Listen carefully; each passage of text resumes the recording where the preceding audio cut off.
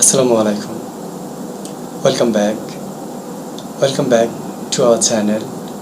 Welcome back to this lesson. Welcome back in this moment. আমরা অনেকেই online থেকে আয় করতে চাই, আর বর্তমানে আউটসোর্সিং বা ফ্রিল্যান্সিং একটি জনপ্রিয় পেশাতে পরিণত হয়েছে। আর আমাদের দেশের সরকারও বর্তমানে এর দিকে নজর দিতে শুরু করেছে, যে কারণে দিন থেকে দিন এর জনপ্রিয়তা বৃদ্ধি পাচ্ছে। আজকের এই লেসনে আমরা জানব কিভাবে একজন প্রফেশনাল মানের ফ্রিল্যান্সার হওয়া যায়। তো আসেন একটা বিষয়, ফ্রিল্যান্সিং অথবা যে কোনো বিষয়ে আমরা যদি নতুন একটা কনসেপ্ট প্রায় মাথায় কিছু কোয়েশনের ঘোরাঘুরি করে, যেমন এটা কি, কিভাবে করে, কোথায় করে, ইত্যাদি ইত্যাদি। তো আমাদের এই কোয়েশনগুলো যদি ক্লিয়ারফুল হয়ে যায়, তাহলে কিন্তু আমরা ফ্রিল্যান্সিং সম্বন্ধে টোটাল একটি কনসেপ্ট হয়ে যায়। তো চলেন, first of all, what is freelancing? Freelancing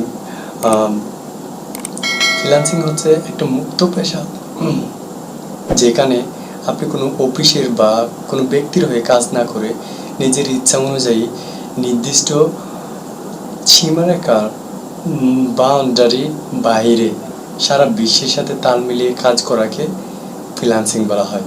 অর্থাৎ আপনি কারো অধীনে না, আপনার নিজের স্বাধীনে। তো আসেন এবার ফ্রিল্যান্সিং কিভাবে করে, এর প্রসেসটা কি? তো চলুন এর প্রসেসটা আমি যদি সিম্পলি একটা উদাহরণ দিই, তাহলে আপনাদেরকে সহজে বোঝাতে পারবো। সেক্ষেত্রে দেখেন, কোনো একটা ব্যক্তির বা আপনার একটা কোম্পানি আছে, আপনি সেখানে কিছু পণ্য উৎপাদন করেন এবং আপনার প্রচুর কাস্টমার আছে, অথবা আপনি ব্যাংকে চাকরি করেন। সেই ক্ষেত্রে এবার আপনার একটা ডাটাবেস লাগবে, কারণ এত এত কাস্টমার বা ক্লায়েন্টদের ডিটেলস আপনার তো মুখস্থ রাখা সম্ভব না, আর বর্তমান যুগে তো খাতা কলম এগুলো হয়ই না। তো সেই ক্ষেত্রে অবশ্যই আপনার একটা ডাটাবেস লাগবে। এবার ডাটাবেসের জন্য কি করবেন? অবশ্যই একজন ডাটাবেস এক্সপার্টকে খুঁজবেন। তো এক্সপার্টকে খোঁজার জন্য এবার দেখেন আপনার কি লাগবে, একটা ডাটাবেস এক্সপার্ট, যে এই কাজটা সম্বন্ধে বুঝে। তো সেই ক্ষেত্রে বর্তমানে বলা হয় the world has in your hand, অর্থাৎ পৃথিবীটা আপনার হাতের মুঠোয় আছে। তো এবার কি করবেন? অর্থাৎ তথ্য প্রযুক্তি ব্যবহার করে আপনি কোনো জায়গায় না গিয়ে তথ্য প্রযুক্তি ব্যবহার করে ভিন্ন বা যে কোনো দেশের ব্যক্তি দ্বারা ওই কাজটাই করিয়ে নেওয়ার যে প্রসেসটাই, এইটাই কিন্তু টোটাল ফ্রিল্যান্সিংয়ের প্রসেস। অর্থাৎ দেখেন, আপনি একটা ভৌগোলিক অবস্থানে, আরেকটা ভিন্ন একটা ভৌগোলিক অবস্থানে। এখন আপনি কাজটা করিয়ে নেবেন, আর উনি হচ্ছে কাজটার এক্সপার্ট। এখন তথ্য প্রযুক্তি ব্যবহার করে এই কাজটা করিয়ে নেওয়া এবং করাকেই মূলত ফ্রিল্যান্সিংয়ের প্রসেসিংটা বলা হয়। তো আসেন এবার এই ফ্রিল্যান্সিং করতে কী লাগে। অর্থাৎ দেখেন, আপনি একটা ভৌগোলিক অবস্থানে, আরেকটা ভৌগোলিক অবস্থানে, অর্থাৎ আপনি ক্লায়েন্ট হিসেবে একটা ভৌগোলিক অবস্থানে, আপনার ফ্রিল্যান্সার অর্থাৎ যে কাজটা করবে সে আরেকটা ভৌগোলিক অবস্থানে। সেই ক্ষেত্রে এবার দুজনের মধ্যে অবশ্যই কানেকশন লাগবে, কারণ আপনার তো ফিজিক্যালি না। তো সেক্ষেত্রে কানেকশন লাগবে।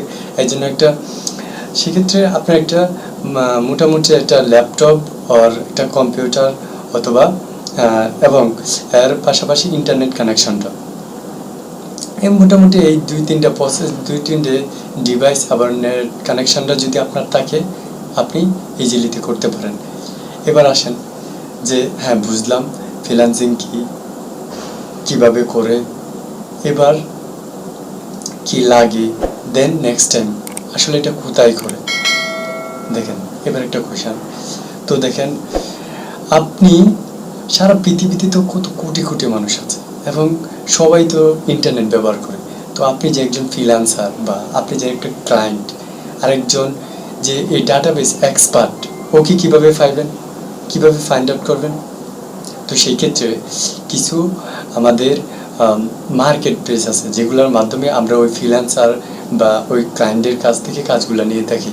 তো সেক্ষেত্রে দেখেন, আমরা যেরকম ফেসবুকে অ্যাকাউন্ট করি, সেমভাবে অনেকগুলো মার্কেট প্লেস আছে, যেমন ফাইবার, আপওয়ার্ক, people4hour, guru.com ইত্যাদি ইত্যাদি। অনেকগুলো এরকম মার্কেট প্লেস আছে, যেখানে আমরা একজন ফ্রিল্যান্সার হিসেবে অ্যাকাউন্ট করা যায়, আর একজন ক্লায়েন্ট হিসেবেও অ্যাকাউন্ট করা যায়। তো সেই ক্ষেত্রে এই দুইজনের মধ্যে সংযোগ স্থাপনটা করে দেয় কিন্তু এই মার্কেট প্লেস, যে কারণে ওরা কিছু চার্জ নিয়ে থাকে, দেন পরবর্তীতে কিছু চার্জ ওরা নিয়ে থাকে আর কিছু চার্জ আপনাদেরকে দিয়ে দিই। অর্থাৎ এই টোটাল প্রসেসিংটাই মূলত যে কাজটা এভাবে করা হচ্ছে, এটাই হচ্ছে মূলত ফ্রিল্যান্স। আপনাদেরকে আমি সতর্কমূলক একটা বার্তা দিয়ে দিচ্ছি। দেখবেন বর্তমানে এরকম আছে যে আপনি 5,000 টাকা দিয়ে একটা কোর্স করেন, আপনি প্রত্যেক মাসে প্রত্যেক 5 দিন পরে ইনকাম করবেন, এতদিন পরে ইনকাম করবেন, এটা করবেন এটা করবেন। অর্থাৎ আপনাদেরকে একটি লোভের প্রলোভনায় দেখানো হয় যে এই কোর্সটা করেন এত টাকা ইনকাম করতে পারবেন। আসলে একটা বিষয় দেখেন, হ্যাঁ কোর্স করবেন অবশ্যই ভালো, কিন্তু এই কোর্সের এটাকে নিয়ে অনেকে বিজনেস করতেছে। আসলে ওই বিষয়টা থেকে একটু জাস্টিফাই করে দেন পরবর্তীতে কোর্সে ভর্তি হবেন। তো দেখা হবে আগামী কোনো এপিসোডে। সেই পর্যন্ত ভালো থাকবেন, সুস্থ থাকবেন, দেন পাশাপাশি নিজেকে সচেতন রাখবেন।